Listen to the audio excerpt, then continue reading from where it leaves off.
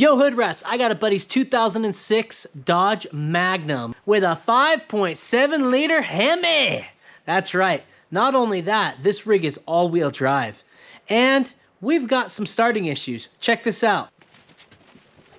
Does your starter sound like this?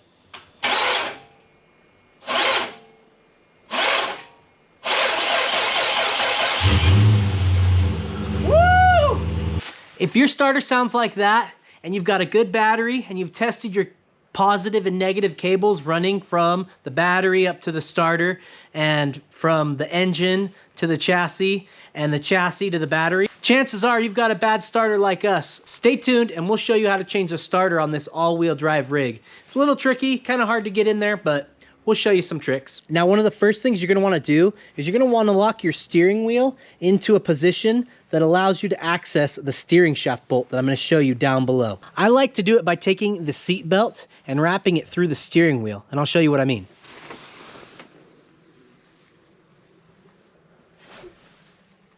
By doing that, guys, that allows us to make a mark on the shaft and the column. By doing that, guys, it allows us to make sure that the steering wheel doesn't move, and we'll put a mark on our steering input shaft, and we'll make sure that we mark those back up so that the steering wheel isn't offset when we go to put this back together.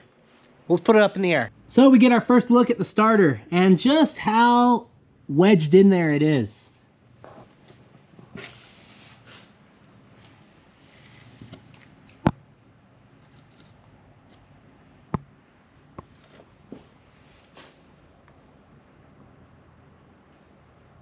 That looks like it's gonna be fun, guys. So I have a trick. The whole steering wheel thing, that's right. We are going to disconnect the steering shaft right here. And you can see my mark that I've placed on it. We're gonna disconnect the steering shaft right here. You can see my mark. I'll zoom in on it. After we disconnect that steering shaft, we're actually gonna take this whole rack and pinion and drop it down and get it to clear. We're gonna drop this rack and pinion down, and hopefully that will give us the access we need to get that starter out.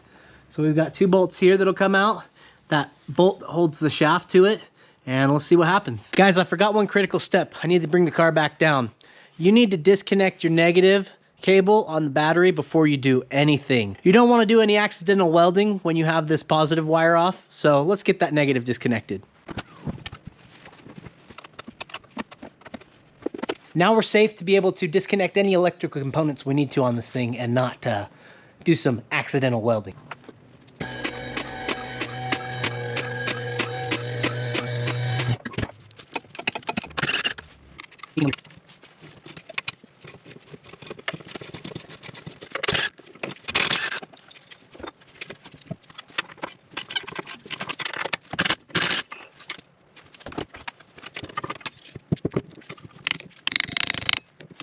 Now this part's pretty nice, guys. That is splined and it can only go in one way. But that mark is still pretty nice. I mean, just in case your shaft is a little different, that'll help ensure that you get it right back in the same spot. You also notice there was a non-captive bolt on the back side of this one that I had to hold. That was an 18 on the back as well, and this was a 13.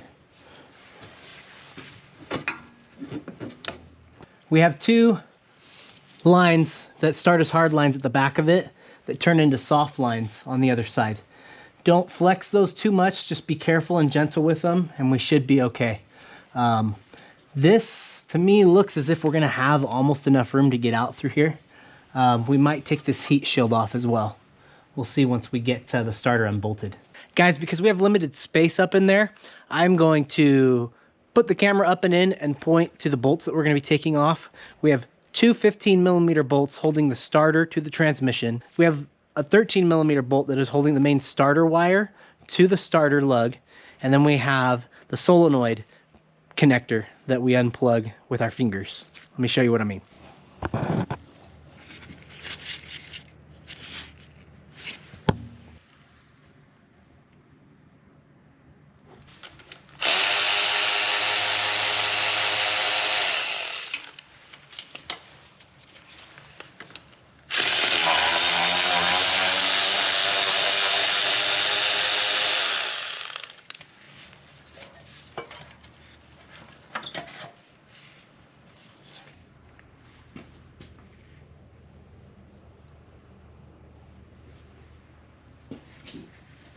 If you put it in that position right there, in that driver's wheel well, you can get good access to that 13mm holding the positive terminal on and the solenoid wire, and you'll be able to pull that thing out the rest of the way. Let's see if we can get it.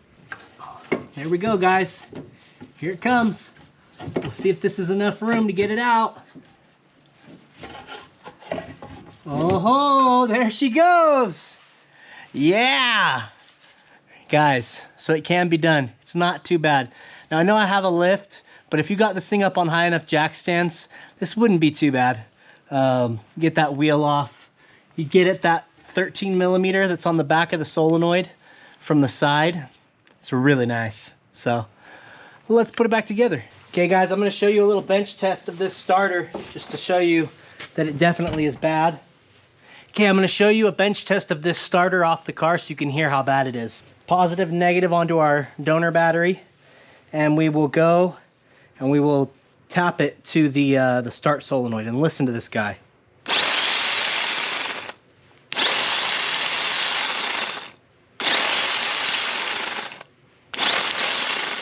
There's definitely a bad bearing in there, guys. Yeah, she's a crispy critter. There you have it, guys. We verified the starter is no good, so we'll send this guy off as a core and get our new one and slap it in. Okay, ladies and gents, here's the new starter, and I'm gonna show you what a good starter should sound like.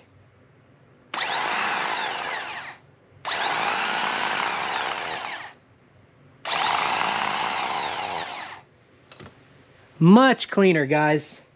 That is a good starter. So we'll throw this in and see if we can't get this rig back up on the road.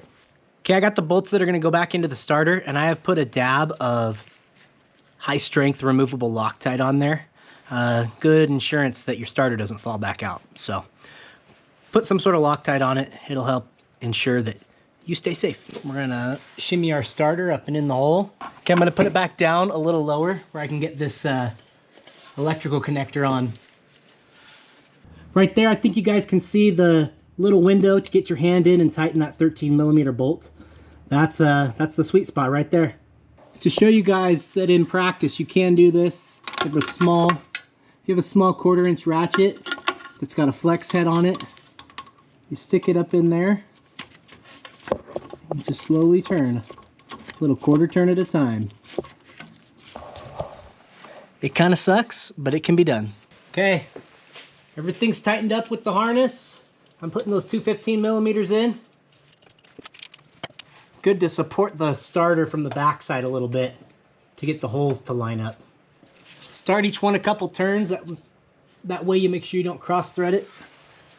And I know I'm going to cheat and use my electric ratchet, but make my life faster.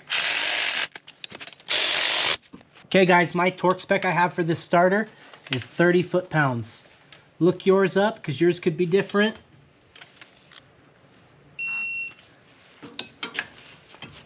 It's very important that you torque these bolts to spec. Can't tell you how many times I've seen them almost falling out on cars. Or gone. I had cousin Cletus change my starter. Should be good. Until it's only held in by one bolt, and then no bolts. Okay, now we're ready to put the steering back in place. We'll make sure that our heat shield is back where it needs to be, and that the shaft is ready to be joined up with this.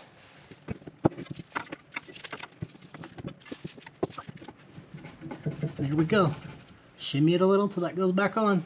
I've also put high strength Loctite on these ones that are going in as well. Removable high strength. Makes it easier to take it back apart. You don't have to heat the whole assembly up to get them out. If you use traditional high strength, you have to heat where the threading action happens to get it to disconnect. Okay guys, can't find the torque spec on these, so I'm gonna send them to about 70. Similar to other steering components I've worked on before on this size of a vehicle, on a full-size sedan, so should be good. And you guessed it, I'm putting some high-strength removable Loctite on the steering shaft bolt as well. Don't want anything coming apart. Make sure that that bolt is going through the little channel inside that shaft. Okay, now all we need to do is hook the battery back up, get the seat belt out of the steering wheel, and fire this thing up.